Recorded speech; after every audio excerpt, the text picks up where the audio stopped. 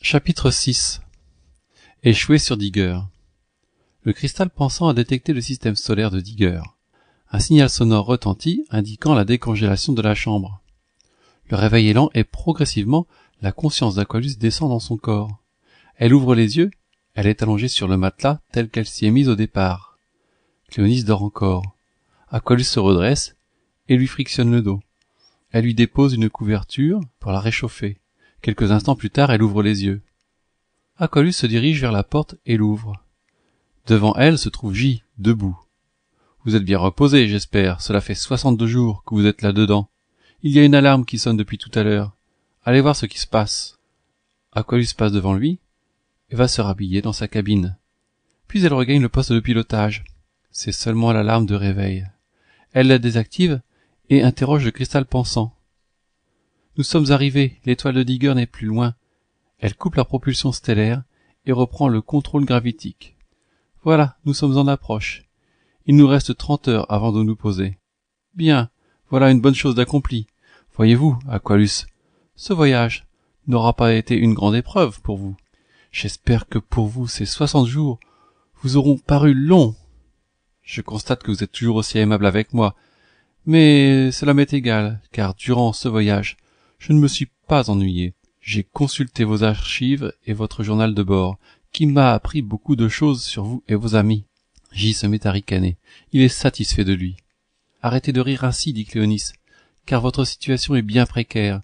Pensez à votre âme, si vous pouvez encore faire quelque chose pour elle, car bientôt vous mourrez, à moins que vous nous laissiez repartir immédiatement, rechercher nos amis. Cléonis aurait dû être plus prudente, car J la gifle avec une telle violence qu'elle tombe à terre, heurtant sa tête contre le clavier de commande du siège du pilote. Aqualus se précipite sur Cléonis, inconsciente, dont le crâne rasé est recouvert de sang. « Vous êtes stupide !» Elle n'avait qu'à se taire. « C'est tout juste une jeune femme. Aidez-moi à la transporter dans sa cabine. Débrouillez-vous, elle m'a cherché. » Aqualus prend Cléonis dans ses bras et l'amène jusque sur son lit. Puis elle rejoint J, qui est en train de manger dans la cuisine. Elle sait maintenant qu'elle doit rester calme avec lui, car il est impulsif. J lui dit fièrement. « Pour nous, les Elviens, notre force c'est l'amour. Goûtez à moi, vous ne pourrez pas revenir sur Lunis ou ailleurs. Ce n'est pas de cet amour que je veux goûter, en tout cas pas avec vous. Dommage, j'aurais encore pu vous épargner. Mais je vous laisse à penser ce que vos amis sont devenus aujourd'hui. Sont-ils encore terriens ou Lunis? Ont-ils pu résister à nos femmes? J'en doute fort. Je crois qu'ils vous ont déjà oublié. » Aqualus, entendant cela, est bouleversée. Elle se dit « Comment Jacques et Starker pourraient-ils ne pas succomber au charme de ces femmes ?» Elle se ressaisit écœurée. Aqualus se lève et rejoint Cléonis. « Comment te sens-tu ?»« J'ai la tête en compote. Je ne sais pas ce qui m'a pris tout à l'heure. J'aurais dû le laisser tranquille. »« Ça va aller, n'y pense plus. Repose-toi. Si tu as faim, je t'apporterai quelque chose. » Aqualus lui sourit et regagne le poste de pilotage. Le vaisseau file. Elle doit faire quelques corrections pour se diriger maintenant vers la planète. Puis, pensant à Jacques, « Que fais-tu en ce moment? Es-tu à ma recherche? Est-ce que je te manque ?» Cléonis s'est levée et l'a rejointe. Elle se serre contre Aqualus, regarde le point lumineux qu'est la planète pour l'instant. « J'ai peur, Aqualus. Je ne sais pas si nous en sortions, mais j'ai peur quand même. » Ne sois pas inquiète, tu sais, Cléonis. Souvent je revois dans mes rêves la pyramide de Képhren. Elle me fait sentir que nous ne sommes pas seuls. Tu as raison, nous ne sommes pas seuls, dit Aqualus. As-tu peur de souffrir? Non, Cléonis, je ne crains pas la souffrance. Pourquoi me poses-tu cette question? Pour rien, Aqualus, pour rien. J'y pénètre dans la cabine. Je vois que vous allez mieux, Cléonis. Elle lâche Aqualus et se rapproche de J. Pardonnez-moi pour tout à l'heure, je n'aurais jamais dû vous dire de telles choses. J lui caresse légèrement le visage. N'en parlons plus, excusez-moi de vous avoir frappé. Et il regagne sa cabine. Je retourne dans ma cabine moi aussi, j'ai encore très mal à la tête. Vas-y, moi je vais dans la réserve pour préparer un peu de matériel, car nous serons sur la planète après notre prochain sommeil. Je te rejoins. Le vaisseau est proche de Digger. Aqualus effectue la manœuvre de satellisation. J, qui n'a jamais voyagé dans l'espace, est angoissé à l'idée de se poser sur un nouveau monde. la conscience de ses aïeux ressurgit en lui, et il redevient désagréable. Digger est tout comme Képhren, une planète verte. Elle est toutefois plus grosse et plus montagneuse. Aqualus va poser le vaisseau au pied d'une montagne. D'après les coordonnées que J lui a fournies, les massifs d'herbes de vie les plus importants seraient situés à cet endroit, bien qu'ils doivent y pousser partout sur la planète. Nous allons descendre lentement, nous avons le temps de nous préparer.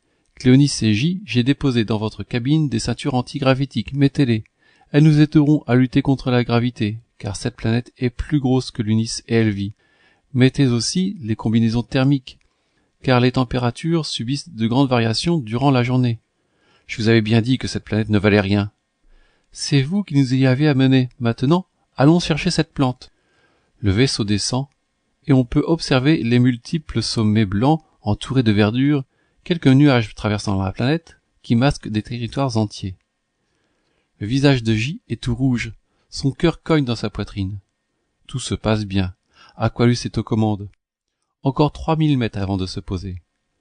Un nuage semble s'interposer entre le vaisseau et le sol. La descente continue, et, au contact de celui-ci, la propulsion s'arrête subitement. Aqualus n'a pas pris garde. Elle a pénétré dans un nuage magnétique qui annule la fréquence planétaire. Trop tard, c'est la chute libre. Désespérément, elle recherche la nouvelle fréquence. Le sol n'est plus qu'à 200 mètres quand la propulsion repart, mais le vaisseau heurte un pic et y laisse une partie de sa tôle.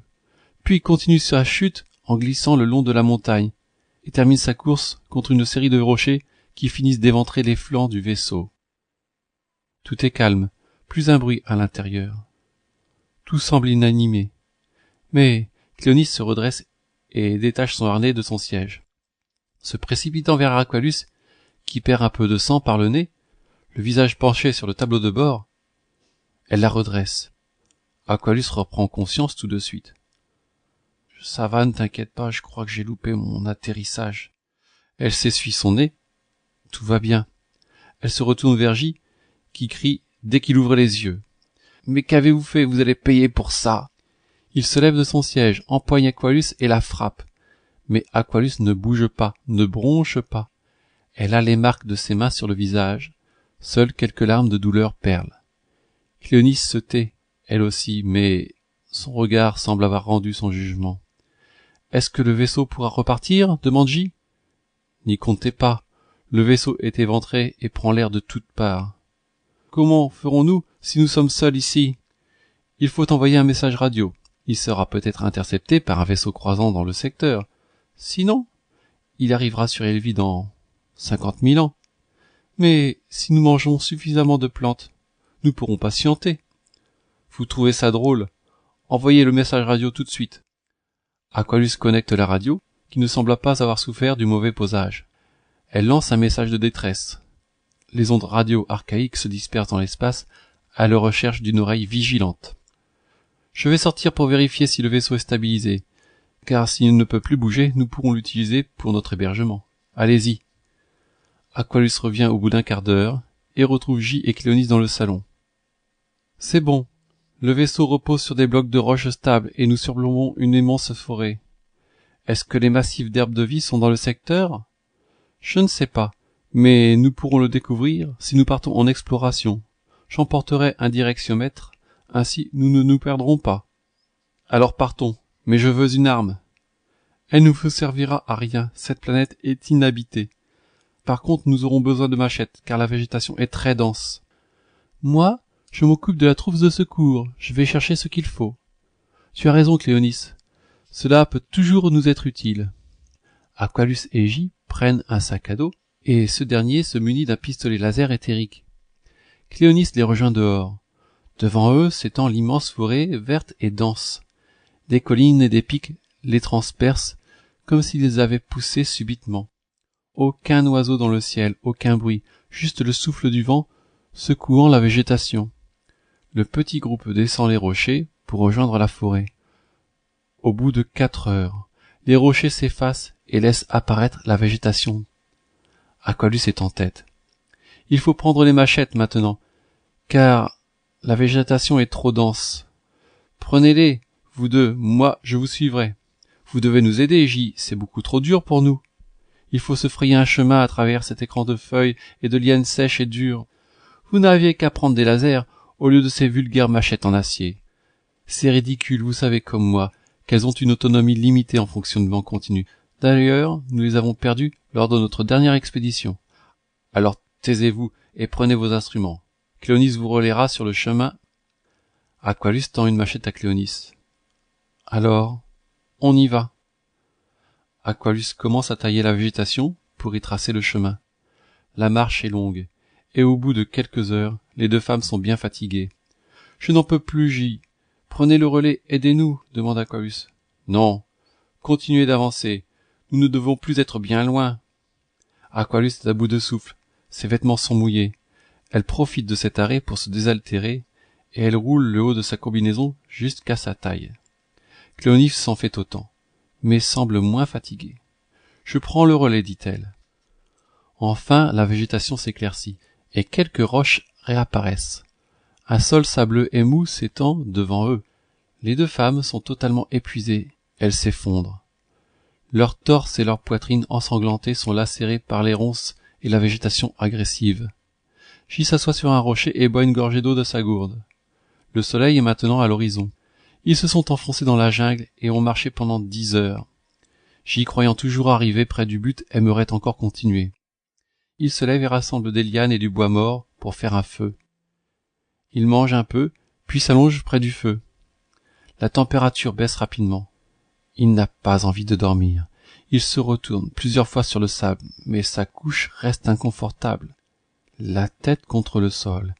Il aperçoit juste derrière le feu la silhouette d'Aqualus, toujours allongée. Elle dort sur le dos. Il voit à la lueur de la flamme les seins d'Aqualus qui se redressent. Certainement saisi par le froid, J n'a pas fréquenté de femme depuis plus de 2 mois. Pour un Elvien, c'est un record. Mais au moment où il regarde Aqualus, il sent la douleur de son instinct monter en lui. Et après s'être retourné encore et encore, il ne tient plus. Il se lève et s'approche d'Aqualus, se déshabille un peu et s'allonge sur elle avec la précipitation d'une bête. Aqualus se réveille instantanément et crie. D'instinct, elle lui donne un violent coup de genou dans le bas-ventre et elle se dégage. Il roule de douleur sur le sol. Cléonis se réveille et d'un bond se lève et rejoint Aqualus. J se redresse. Aqualus, tu vas payer. Il ajoute de toute sa haine et de sa force. Brûle dans la douleur. Le bracelet que porte Aqualus se met à chauffer et brûle la peau. Elle crie et se recroqueville sur le sol. Se tenant le bras gauche, elle attrape une gourde pour verser le contenu sur le poignet brûlé, laissant apparaître la chair roussie. J attrape son pistolet laser et le brandit en direction des deux femmes. « Reculez-vous, mettez-vous contre le rocher là-bas !» Cléonis soutient Aqualus et l'emmène tout contre la roche qui se trouve à 10 mètres du feu. Elle remonte la combinaison d'Aqualus pour la protéger du froid et entoure le poignet d'un foulard qu'elle avait apporté. J s'assoit en tailleur devant le feu, son arme sur les genoux. Il veille. Il sait que maintenant il doit se méfier d'elle, car il a dépassé la limite. Cléonis s'assoit contre le rocher et serre Aqualus contre elle. Elle est comme paralysée, mais elle tremble. Le bracelet a bloqué tous ses réflexes, ainsi que sa pensée. Autour de sa montre, la peau brûlée a quasiment disparu, laissant apparaître le muscle. Cette ignoble brûlure pourrait provoquer de graves lésions, mais Aqualus est très forte et résiste. J exige de Cléonis de maintenant laisser sa consoeur seule. La nuit est très froide, et lorsqu'au petit matin le soleil se lève, tous dorment, leur combinaison thermique recouverte de givre. Aqualus se réveille la première et ressent la douleur vive de la brûlure. Elle se lève pour aller chercher la trousse de soins et passe devant J qui se redresse, l'arrêtant de son arme. « Où allez-vous »« Je vais chercher la trousse de soins. »« Vous n'en avez pas besoin. Allez plutôt réveiller votre consoeur, nous allons repartir. » Aqualus ramasse tout de même la trousse et va réveiller Cléonis. « Réveille-toi, nous devons repartir. » Elle s'étire, se lève et lui reprend la trousse. « Veux-tu que je te fasse un bandage cicatrisant ?»« Non, merci, pas pour l'instant. J n'appréciera pas. » Elle ne peut plus utiliser sa main, car une partie des nerfs ont été touchés. Aussi met-elle son bras en écharpe. J derrière elle lui dit « Ne discutez plus, on part. » Profitant qu'il est occupé à prendre un fruit sec dans son sac, Cléonis ramasse une machette qu'elle avait laissée tomber la veille et la glisse dans son sac. Ils repartent. Maintenant le terrain est différent. Il faut contourner d'énormes rochers et des blocs de pierre plus gros que le vaisseau, semés sur le sol sableux comme des gros galets tombés sur le sable. L'atmosphère commence à s'échauffer, l'étoile brille, et la lumière vive fait peu à peu rougir la peau de leur visage. La progression est difficile. Le sable commence enfin à se recouvrir d'herbe et de mousse, et bientôt ils arrivent au bord d'une rivière, qu'ils traversent non sans difficulté. Le dos à celle-ci, J regarde devant lui. « Je sens que nous sommes arrivés, ce doit être là, derrière, se dit-il, et il se met à courir et à escalader des rochers, suivi de Cléonis et Aqualus. En contrebas de la butte, s'étend à perte de vue un champ immense de fleurs blanches et magnifiques, dont l'odeur agréable emplit les poumons. Elles ressemblent à des brins de muguet géants avec d'énormes clochettes et mesurent presque 1 mètre. J est heureux, il a découvert l'herbe de vie, celle qui lui avait été décrite. Sans prendre garde, il court et se précipite dans le champ. « J'ai trouvé, à moi, la vie éternelle !» Mais les fleurs semblent bouger autour de lui et bientôt enserrent ses pieds. Il tombe et une multitude de clochettes se penchent sur lui et commencent à gober son corps. J agonise, dévoré par l'herbe de vie. Cléonis ouvre son sac, sort sa machette et se précipite sur Aqualus qui ne prend pas garde et lui tranche net l'avant-bras à mi-hauteur qui tombe au sol avec la main et le bracelet. Elle ramasse le bras, le jette loin devant elle. Le cœur de J cesse de battre. Le bracelet s'échauffe et le bras à la main prisonnière explose. Cléonis attrape sa ceinture et la met autour du mognon d'Aqualus qui perd connaissance. La conscience d'Aqualus s'élève aussitôt au-dessus de son corps. Enfin, elle est libérée de sa prison. Elle peut penser et se mouvoir à sa guise. Sa conscience voit Cléonis s'activant autour d'elle en soignant sa plaie. « Aqualus, réveille-toi, réveille-toi !» Elle se réveille, encore sous le choc, et voit son bras gauche amputé. Cléonis lui dit doucement « Reste là, je reviens !»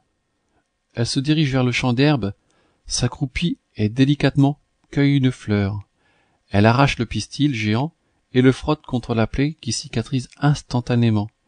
Puis, le présente à Aqualus. « Prends-la, mange l'herbe de vie. » Aqualus la met dans sa bouche et l'avale. À cet instant, son corps se met à bouillir et devient presque lumineux. Son esprit se met à tournoyer, ses yeux sont inondés d'un feu immense, puis enfin, le calme. « Tu as mangé l'herbe de vie, dit Cléonis. L'immortel te touche maintenant. » J est-il mort? Oui, car il a foulé d'un esprit et d'un corps impur l'herbe de vie. L'herbe ne se laisse pas prendre ainsi. Elle est guérissante pour les purs, mortelle pour les impurs. J'ai mangé l'herbe, je ne suis pas morte. Oui, car ton âme a soif de vérité et d'amour. Ton âme est pure. Et toi tu es pur aussi, si tu as pu cueillir l'herbe. Seuls ceux qui ont déjà mangé l'herbe peuvent la cueillir et la donner à ceux qui ont faim d'elle. Lorsque j'étais enfant, je mangeais déjà l'herbe, car l'herbe poussait par endroits sur Képhrène. Est-ce que cette herbe a un rapport avec ce que nous cherchons? Il est fort probable qu'elle soit de même nature que ce qui te pousse à chercher maintenant. Cette herbe de vie aurait-elle changé ma nature? Je ne sens plus mon corps comme avant. Mes cellules et ma conscience seraient-elles en train de se transformer? Notre monde n'est plus celui de Lunis ou Képhrène. Mais je n'en connais pas d'autre. Je n'ai pas encore trouvé ce monde dont tu parles. L'essentiel, c'est que ce monde nouveau t'ait trouvé. Qui es-tu, Cléonis? Tu ne me parais pas être cette jeune femme de 23 ans que j'ai vue la première fois. Je suis une femme, l'esprit de tout un peuple égaré dans l'espace, de par mon âge véritable. Est-ce qu'un jour je connaîtrai la vérité de la vie? J'en suis certaine, mais avant il faut que nos amis nous rejoignent. Mais ferme les yeux maintenant, et pense à eux. Alors, l'âme d'Aqualus s'élance dans les airs, au-delà de son corps, au-delà de la planète, se retrouve devant toutes les étoiles du ciel, et Aqualus, sentant ses amis dans l'oubli, lance à travers l'univers un appel. Jacques, réveille-toi, trouve-moi, car je ne te laisserai plus en paix tant que tu n'auras pas accompli ta mission, celle pour laquelle tu es venu au monde. Aime-moi au-delà de tes sens.